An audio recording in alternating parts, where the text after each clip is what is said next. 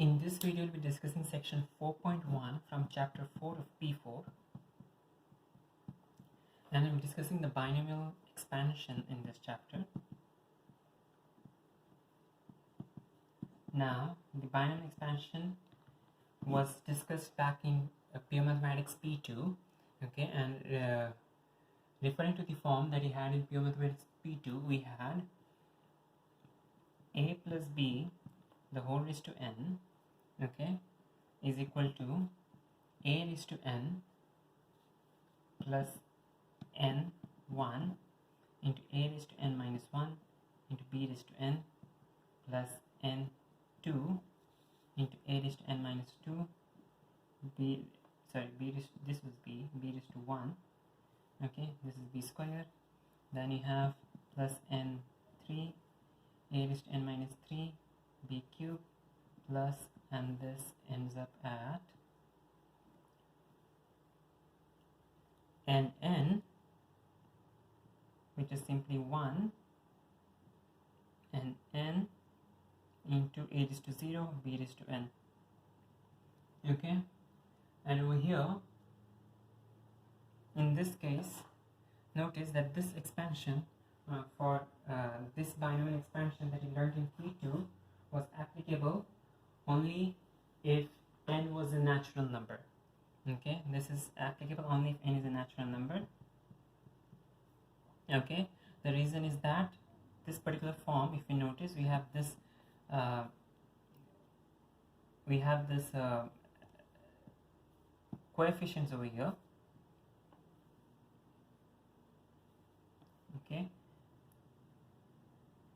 n1 can be written as nc1, n2 can be written as nc2, n3 can be written as nc3, and n is going to be ncn, which is the same, which is equal to 1 if you calculate it, okay. And this, okay, nc1, nc2, nc3, and ncn can be written in fractions, can be written as fractions that involve factorials. So as well as nc1 is going to be n factorial divided by 1 factorial into n minus 1 factorial.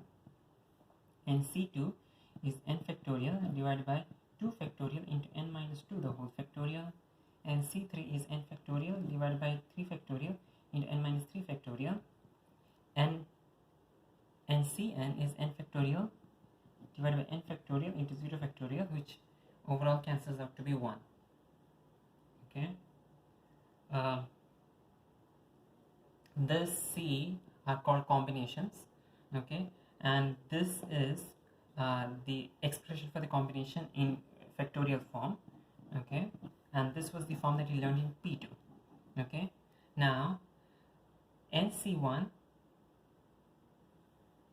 and if you use this form, okay, that has the combination in it, okay, the combination form of the formula. So if you use an plus n1 into an minus 1 into b1 into b raised to 1, okay, plus n2 into a raised to n minus 2 into b square plus n3 into a raised to n minus 3 into b cube, okay, this form, or even the form that has got a c explicitly mentioned in it, okay, so a raised to n plus nc1 into a raised to n minus 1 b1, okay, plus nc2 into a raised to n minus 2 b2 plus nc3 into a raised to n minus 3 b3 plus ncn into b raised to n, okay. Both these forms, okay, both these forms are valid only if n is a natural number, okay. And if you remember back in P2, okay, all our n's were natural numbers. We had numbers like 1, 2, 3, 8, 9, 20, and so on. They were all natural numbers. However, if we talk about numbers which are not natural numbers, okay, any other numbers other than natural numbers, okay, in general, if we talk about real numbers, okay, these two forms are not going to be are not going to work out for all real numbers. They are only going to work out for natural numbers. If you do not have natural numbers as your n, in that case we do need to use this particular form, okay, where definitely we'll be simplifying the form. So the form that you're going to use is going to be this: 1 plus x the whole raised to n is equal to Okay, notice that the first number over here is 1. Okay, and therefore all the a raised to n, a raised to n minus 1, a raised to n minus 2, a raised to n minus 3, and so on are going to be 1. The only the x is going to end up with powers x is to 0, which is a constant, x is to 1, x is to 2, x is to 3, and so on. Okay, so 1 plus x the whole is to n. If we use this particular form of the binomial expansion, if you use this particular form of the binomial expansion, you get 1 plus nx plus n into n minus 1 divided by 2 factorial into x squared plus n into n minus 1 into n minus 2 the whole divided by 3 factorial the whole divided by 3 factorial into x cube. Okay, this form, even though like this form is still going to be equal, okay, only if n is a natural number. Usually if n is not a natural number, in that case you're not able to calculate the factors as easily as this. Okay, so if n is not a natural number, in that case this is the form that you use. Okay, and this continues infinitely. Now again, let's compare.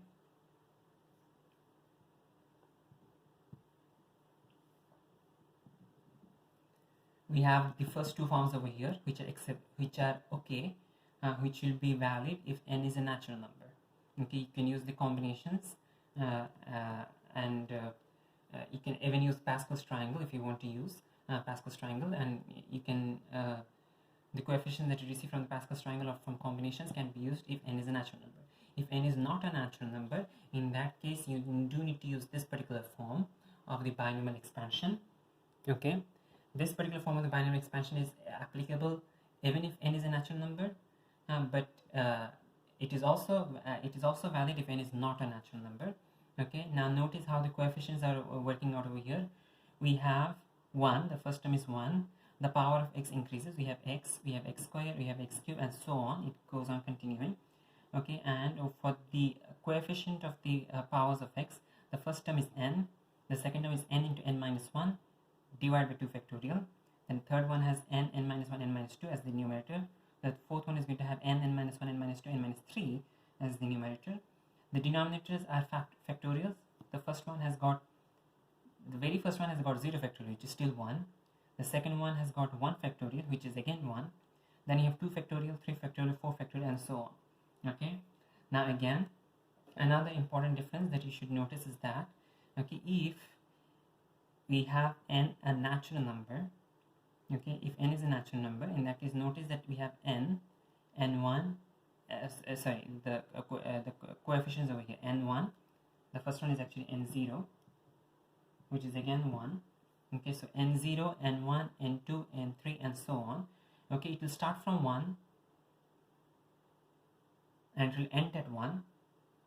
Okay, the first term is going to have coefficient 1, the last term is going to have coefficient 1, and after that all the other terms, okay, if you do try to continue the expansion, you'll notice that all the terms after that are going to have coefficient 0. In other words, these expansions, okay, if n is natural, okay, if n is a natural number, in that case the expansion is going to end at some point of time. Okay, therefore the expansion is finite. Okay, the expansion is finite because it is going to end at some point of time. Okay, at some after some terms it is going to end. So let's say that if n is equal to 5, okay, you'll have 6 terms, and then the rest is going to have all coefficient 0, so you overall end up with 6 terms. If n is equal to 10, in that case you'll have 11 terms. If n is equal to let's say 2, in that case you'll have 3 terms. Okay, and so on. So expansion is finite, and since the expansion is finite, it is also exact. Okay, because whatever number you put in for a or b, okay, if you put a number for a and b and use the calculator to calculate this part, okay, and then you put the number a and b into this expansion, okay, it doesn't matter whatever value for a and b you put, you're going to get the exact value as long as you consider all the terms. Okay, and so if you have power 8 and you have 9 terms, and if you calculate all 9 terms, in that case you'll get the exact value. Both the left hand side and the right hand side are going to give the exact value. However, if n is not a member of n, okay, if n is not a natural number and you're using this particular form of the expansion, okay, if you're using this particular form of the expansion, notice that in this term none of the coefficients become 0, okay, because let's say that you have power half, okay. If you have power half, in that case you have half into half minus 1, which is minus half, so half minus half, half minus half minus 3 by 2, half minus half minus 3 by 2 minus 5 by 2, and so on, okay. And none of the terms actually have coefficient 0, so this expansion goes on continuing infinitely. So since this expansion goes on continuing infinitely, we can say that the expansion is infinite. And also, not only that, okay, it is not exact, okay, but it is approximate. Since the expansion is not ending, okay, you'll never be able to get an exact answer, because it is definitely not possible to consider all the terms in the expansion. It is not possible to consider till infinity all the terms, okay. Therefore, the answer that you'll be getting is always going to be approximate, okay, if you use this particular form of the expansion. Again, repeating what I said, if n is natural, okay, in that case this expansion is going to be finite and exact, because let's give another example, okay. If n is equal to 8, in that case you have 8 into 7, you have 8 into 7 into 6, you have 8765, 87654, 8765443, 8765432, 8765431, and then after that the next terms, okay, whatever comes after the ninth term is going to have 8765431 and then multiplied by 0, and thus all those terms are going to cancel out, okay. And so if n is a natural number, at some point of time the coefficient is going to become 0, and therefore the expansion is going to be finite, okay, and it is going to be exact. If n is not a natural number and using this form of the expression, in that case the expansion is going to be infinite and also approximate, okay. Now we do have one thing more to consider over here, and that is the range of validity for x, okay. This expansion is valid for all values of n, okay. So this expansion is valid for all values of n. This expansion is valid for all values of n. However, when it comes to x, it is not valid for all values of x. For x, we do have a limit, and the limit is such that the modulus is less than 1. Now, why do you have a modulus less than 1? Notice that if you do want this expansion to be valid, okay, let's write down the expansion again. If you do want this expansion to be valid,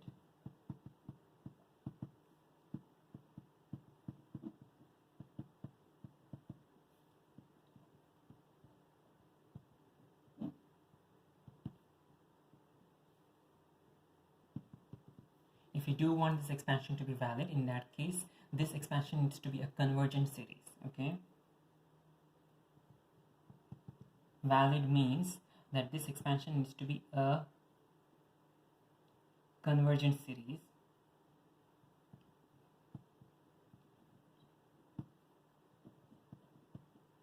okay. Valid means that this expansion should be a convergent series. In other words, okay, the more you add, the more terms you add, the more closer you're supposed to get to a fixed answer, okay. So let's say that if I try to draw a graph, okay, and this is my total sum series sum, okay. This is similar to our geometric in P2 mathematics, I think, okay, when we were discussing geometric series and their sums, and the sums to infinity and convergent series, okay. We discussed we did have a brief discussion about convergent series, okay. So if you have a convergent series, the more terms you add, so let's say that if I add the first term I end up here, okay, this is my increase. The more terms you add, if in the case of a convergent series, the total is going to become closer, the total is going to get closer and closer to a particular value, okay. So it is going to become convergent, okay. The more and more terms you add, it is going to become closer and closer to a particular value, okay. Now that value, okay, in the case of a binomial expansion, is the exact value, okay, the exact value, okay, the exact value, okay, is our target that you want to find using the binomial expansion. The exact value of the expression on the left hand side is what you want to find with the help of a binomial expansion. Therefore, the binomial expansion does need to be convergent. Okay, the more term you add, the more closer and closer your answer should become to the exact answer.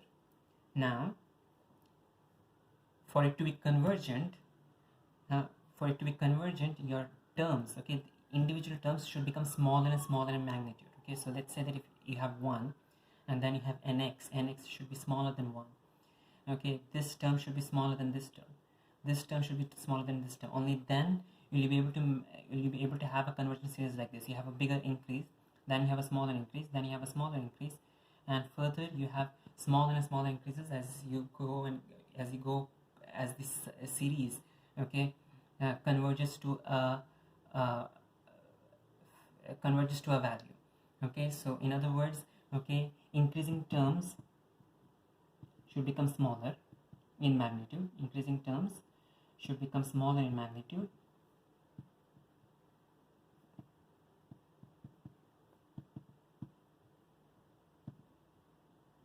and increasing terms can only become smaller in magnitude if your x is the modulus of x is less than 1.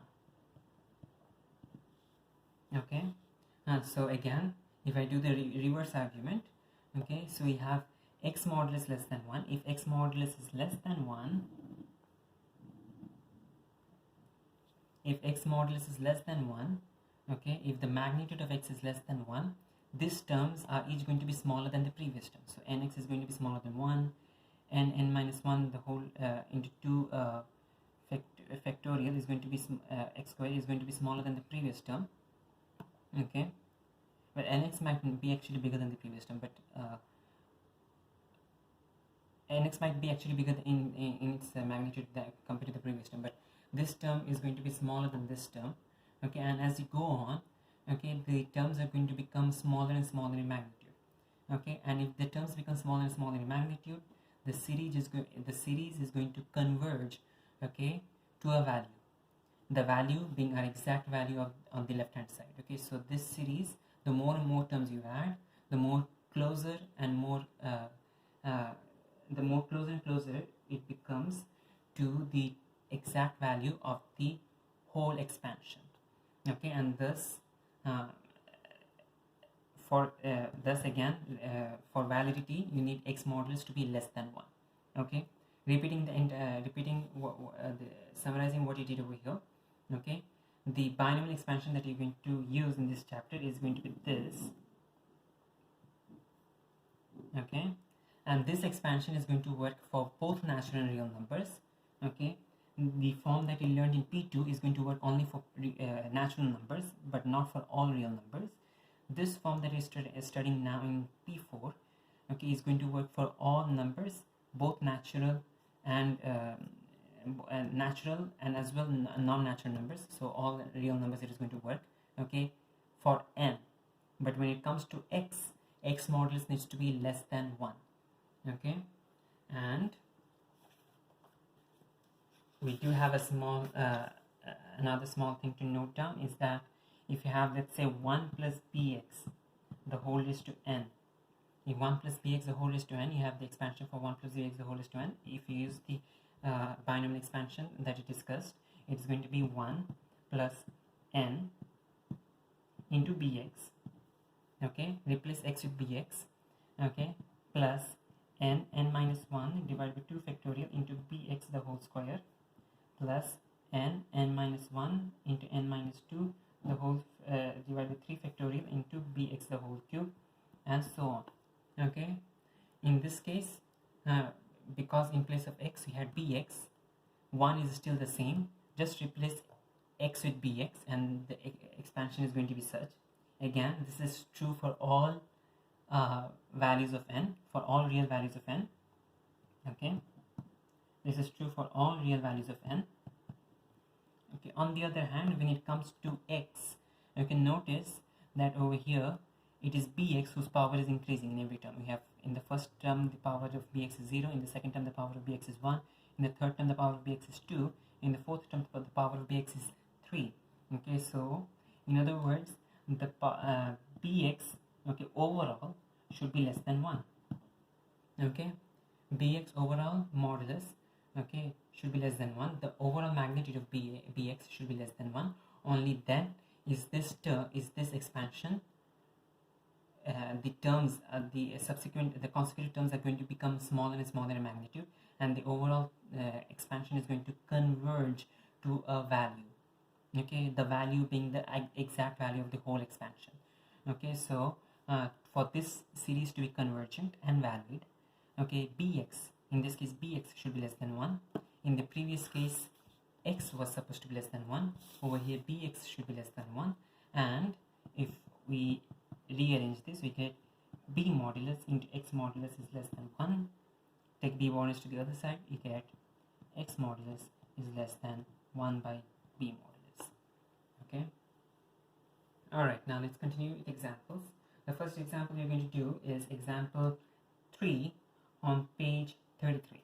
Okay, example 3 on page 33, and in this we are asked to write down the expansion for root of 1 minus 2x till the term in x cube. We are not asked to write a lot many terms. We are just asked to write the expansion of this term till the term in x cube. Okay, so 1 minus 2x, notice that we do have 1. Now let's write it in the form of something raised to n. Okay, so 1 minus 2x is going to be equal to 1 minus 2x the whole raised to half. Okay, 1 minus 2x the whole raised to half. Now using the binomial expansion that we learned in this chapter, which is true for all real values of n, okay, we can write this as 1, okay, plus n is half over here, into x, into bx actually here. Okay, so that is minus 2x. Then you have, in the first one you had, in the second term you had half. In this term you're going to have half into minus half into minus 3 by 2. Okay, half minus 1 is minus half minus 2 is minus 3 by 2. The whole divided by 2 factorial into minus 2x the whole square. Okay, so minus 2x has power 1 in the second term, has power 2 in the third term, and we are asked to write till a term in x cube. So this one is x square term. We needed the next term as well for x cube term, and that is going to be, excuse me, this one just has 2 terms actually, sorry, half minus half divided by 2 factorial. In the next one you have half minus 3 by 2 divided by 3 factorial into minus 2x the whole cube, plus dot, because this is again an infinite series. Okay, and the series does not end. Okay, so it is infinite and also approximate. Okay, if we are just using these 4 terms, in that case it is going to give us an approximate answer. We are not using all the terms of the expansion. Okay, so now let's simplify this expression. We get 1, this one, if you simplify, you get minus x. Then over here you have half, that is 1 by 4, divided by 2 factorial. 2 factorial is equal to 2. Use your calculator. Okay, so half is 1 by 4. 2 factorial is equal to 2, so that's overall 1 by 8. Okay, minus and minus becomes minus, and then we have 4 over here. That 4 and this 4 can cancel out. Actually, we have just half. So again, just to make sure, 4. Yeah, so that's minus half x square. And then we have is, over here we have minus, and you have 3 minuses here because of the power 3. 3 minuses over here. So 3 minuses, 4, 5 minuses. Overall, we have a single minus. Okay, now we have 3 factorial. 3 factorial is equal to 6. Okay, so 6, we have 6 in the denominator, we have 8 here, okay, that 8 can cancel out with this 3 2's. Overall we get a half again.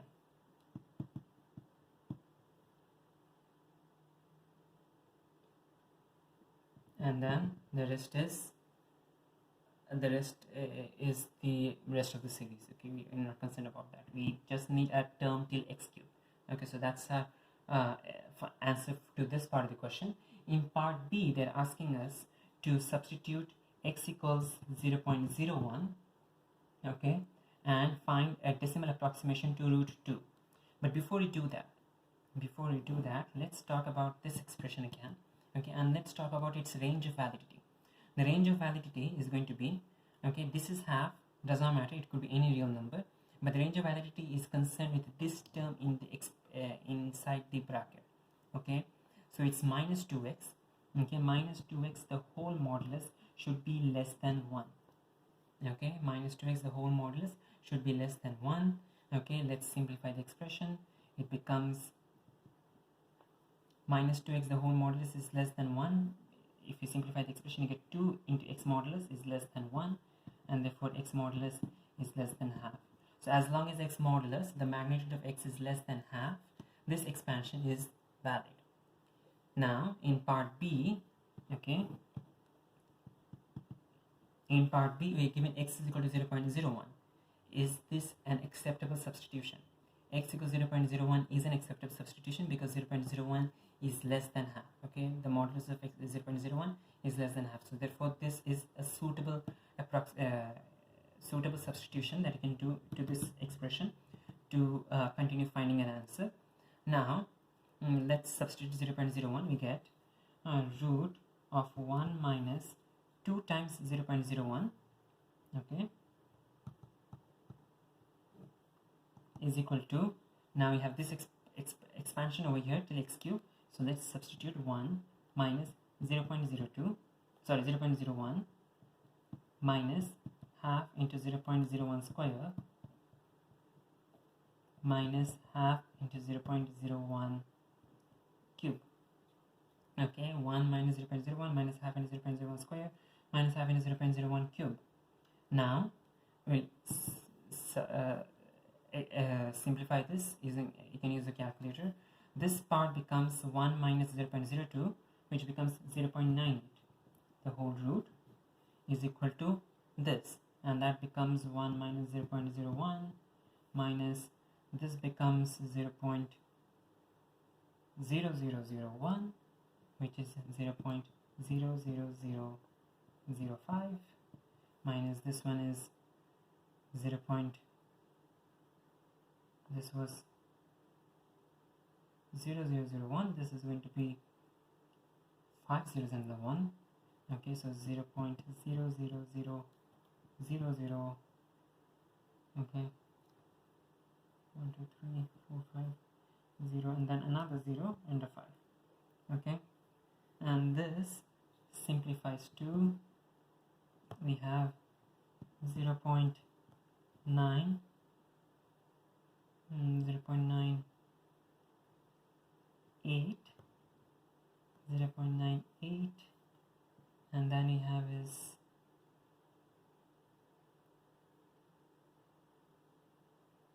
974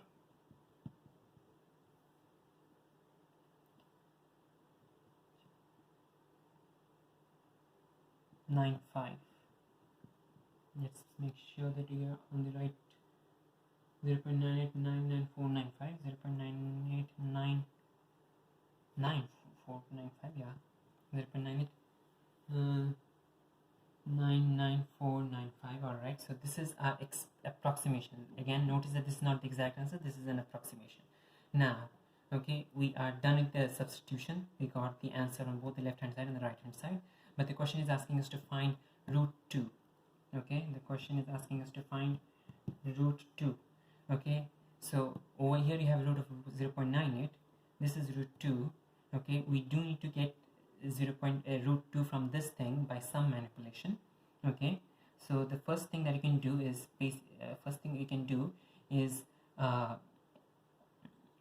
write 0.98 as root of 98 by 100. Okay, right? 0.98 is root of 98 by 100. And if we apply the root to both sides, we know to both the numerator and denominator, we see that we have root 98 divided by root of 100, okay, and root of 100 is equal to 10, therefore this is root of 98 divided by 10. Now the next thing you can do is that notice that 98 is equal to root of 49 into root of 2, okay, and root of 49 is equal to 7. So notice that we have 7 root 2 by 10. So root of 0.98 is the same as 7 root 2 by 10, and this is equal to whatever you have on the right hand side, 0.9899495. Now to find root 2, we just simply take divide both sides by 7 by 10. Okay, so you get root 2 is equal to 10 by 7 into 0.9899495. The rest is using a calculator to find the answer. Okay, so again this is going to be an approximate value. Okay, so let's just use the approximate symbol here. Okay, this is approximately this value. Okay, this is not the exact answer. Okay, use the calculator to find this. Okay, and whatever you get over here is going to be your approximate value for root 2. Okay, now notice one other thing. Okay, we could have substituted. Okay, let's say that if we substituted x equals if we substituted x equals minus 0.5. Okay, so let's say if we substitute x equals minus 0.5, okay, as a rough note, let's say that if x equals minus 0.5, in that case 1 minus 2x is going to be equal to 2.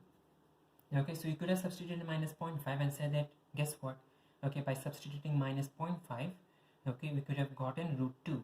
But the thing is, minus 0.5 is outside our range. We have x modulus needs to be less than half. Okay, this one has got modulus exactly half. Okay, but half is not part of our range of validity. Therefore x is equal to minus 0.5 is not an acceptable substitution. Okay, let's consider another example. In this example we are going to solve example 4.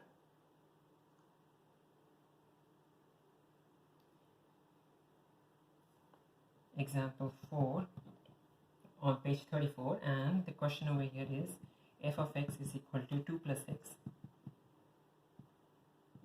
divided by root of 1 plus 5x. F of x is equal to 2 plus x divided by root of 1 plus 5x, and you're asked to find the x squared term in the series expansion of fx. Okay, so you're asked to find the x squared term in the series expansion of fx. Okay, so let's expand this. Let's expand the series till x squared. So we have, okay, 2 plus x. Let's write this in the standard binomial form. 2 plus x is going to be 2 plus x. 1 plus 5x, the whole in denominator, will become 1 plus 5x the whole raised to half, but that's the root. Okay, the root is half, but because it is in the denominator, we do have a minus as well. Okay, again 1 plus 5x the whole raised to, the half comes because of the root, the minus comes because it is in the denominator. Okay, so 2 plus x into 1 plus 5x the whole raised to minus half. 2 plus x does not have a power to it, so therefore 2 plus x does not need to be expanded, but 1 plus 5x the whole raised to minus half does need to be expanded using the binomial expansion. So we can write this as 2 plus x. Let's expand 1 plus 5x the whole raised to minus half. Okay, we have the first term is going to be 1, the next term is going to be minus half into 5x, the next term is going to be minus half into minus 3 by 2 divided by 2 factorial into 5x the whole square. We do not need the x cube term because the question doesn't have to do anything with the x cube term. The question asks us to find out the x squared term, okay, which is till here. Okay, now let's simplify this expression before we multiply the brackets out. Okay, so we have 2 plus x, we have 1 minus 5 by 2x, we have here minus and minus becomes a plus. Okay, and this becomes 25 into 3 is 75, 25 5 into 375, 75 by 8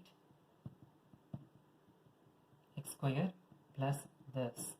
Okay, notice that this is still an approximation.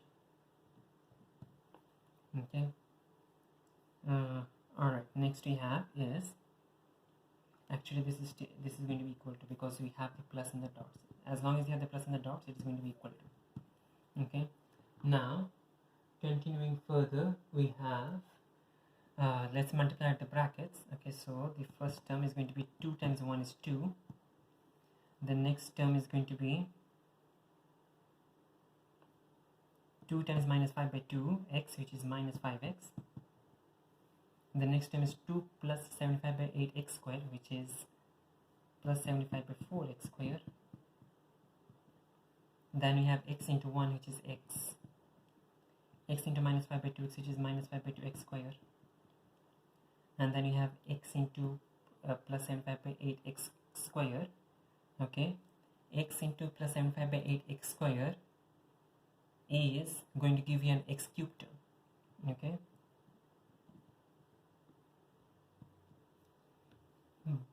so notice we have a x term, we have an x squared term, and we have an x cube term, but this x cube is not, this x cube is just one part of the x cube. We just have one x cube.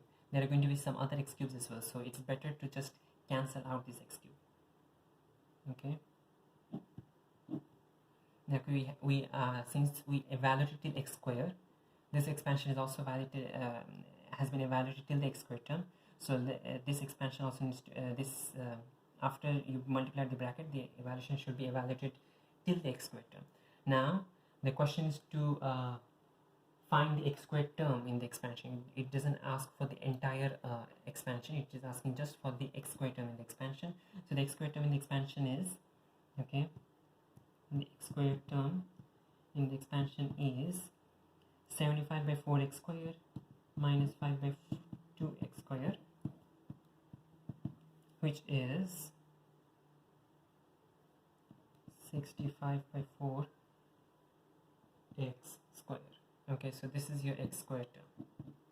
All right, again the question is asking you for the x squared term. So even though we did the final we did the overall expansion, we got to the very last step. We could have simplified this. It's okay, you can simplify this, but the answer needs to be still written down separately, because the question was to find the x squared term, not the overall expansion. So we do need to mention that the x squared term is equal to this. Okay, now the second part of the question is to state the range of values of x for which this expansion is valid. So this expansion is valid. Notice that for 2 plus x we did not do any expansion, so that one there is nothing to worry about validity. Okay, this one is exact, there is nothing to worry about validity over here, but this one is approximate. Okay, and for this one you do have to worry about validity. Okay, and this expansion is valid if 5x the whole modulus is less than 1, or in other words x modulus is less than 1 by 5. Okay, so that's your range of validity for this entire expansion. Now the next question, let's do another example, and this example will be solving from exercise 4a on page 35, question number 5. Okay, and in this question the expansion, the question that you're given is the question that you're given is fx is equal to root of 1 plus 3x. Okay, and the first part of the question is to expand this in ascending powers of x till the term in x cube. Okay, so we need to expand this till the term in x cube. So this is fx equals 1 plus root 3x the whole root. Okay, let's express this in as a regular binomial expansion. So this before we started binomial expansion, let's express this as a power. So this is 1 plus 3x the whole raised to half. Okay, 1 plus 3x the whole raised to half. Now we can apply our binomial expansion. This is going to be equal to 1 plus half into 3x. Use brackets. Okay, using brackets will help you make sure that you don't make any errors with the signs. Okay, don't mess up the signs. Okay, so half into 3x plus half into minus half divided by 2 factorial into 3x the whole square plus half into minus half into minus 3 by 2 divided by 3 factorial into 3x the whole cube plus dash dash dash. Okay, and this, when you simplify, you get 1 plus 3 by 2x. Okay, 1 plus 3 by 2x. Then you get is minus, there is only one minus in this entire expression, so you have a minus. Okay, and this becomes 9 by 8, 9 by 8 x square. Then the next term is having minus and minus, so there are two minuses, it becomes a plus overall. Okay, and you have 27 by, well, you have 27 here, you have 8, you have 6, and you have 3. So 27 by 60.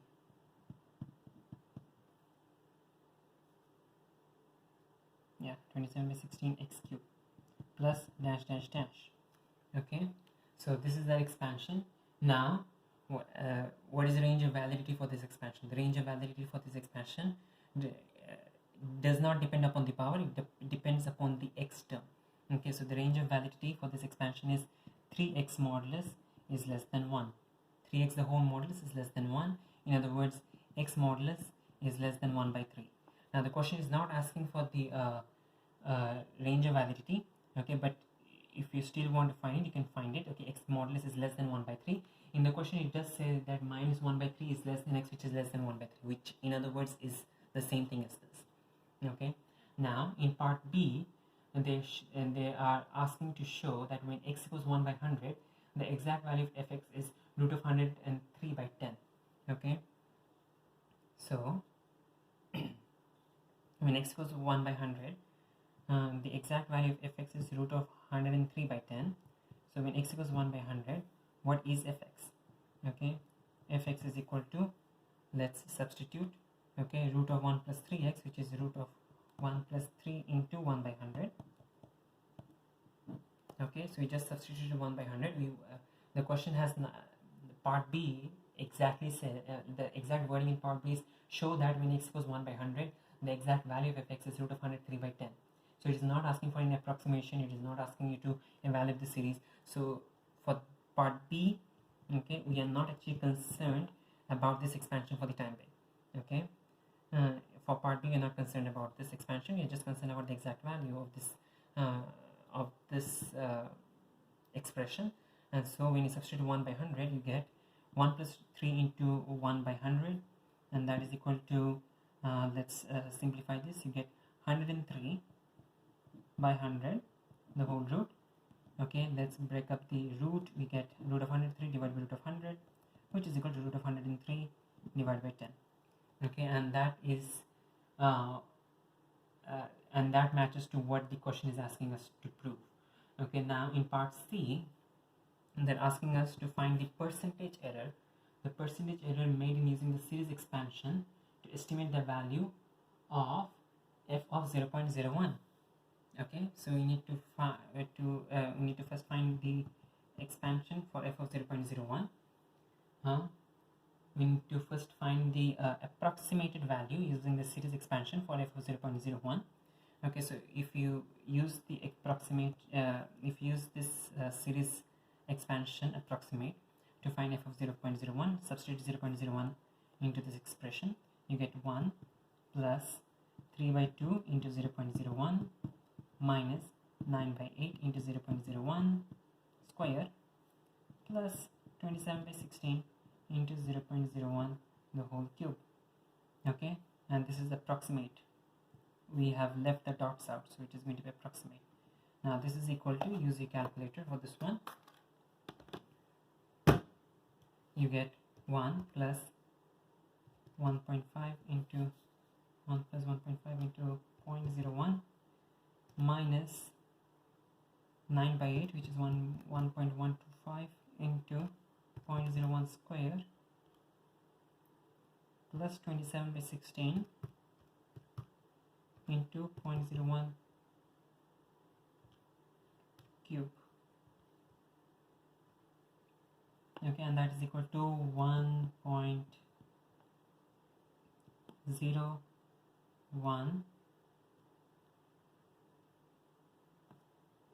1.01.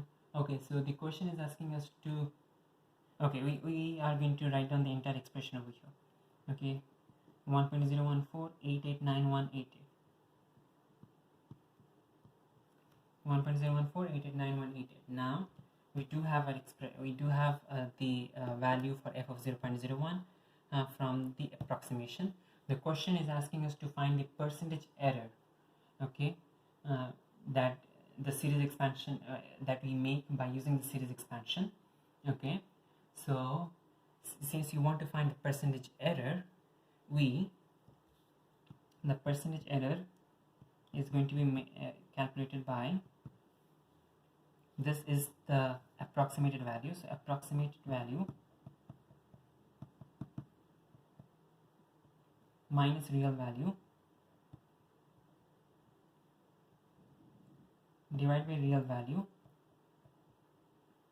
into 100%. That is your percentage approximation here. Okay, the approximate value minus the real value divided by the real value into 100%. Now the approximate value is this 1.014889188.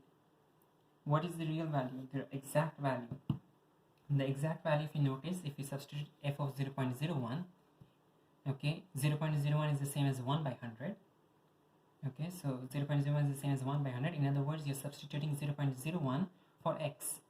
And if you substitute 0.01 for x, f of 0.01 is exactly root of 103 by 10. So write down root of 103 by 10, divide the entire answer by root of 103 by 10, multiply the entire thing by 100%, and use your calculator to find this. So we have 1.014889188, 1.014889188 minus root of 103 by 10, minus root of 103 by 10, okay, into 10 divided by root of 103 into 100.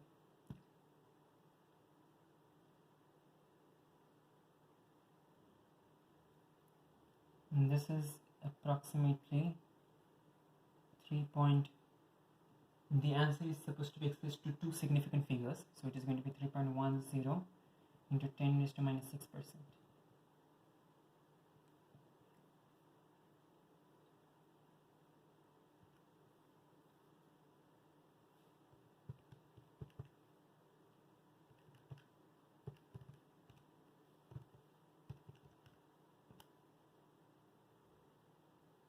Yeah.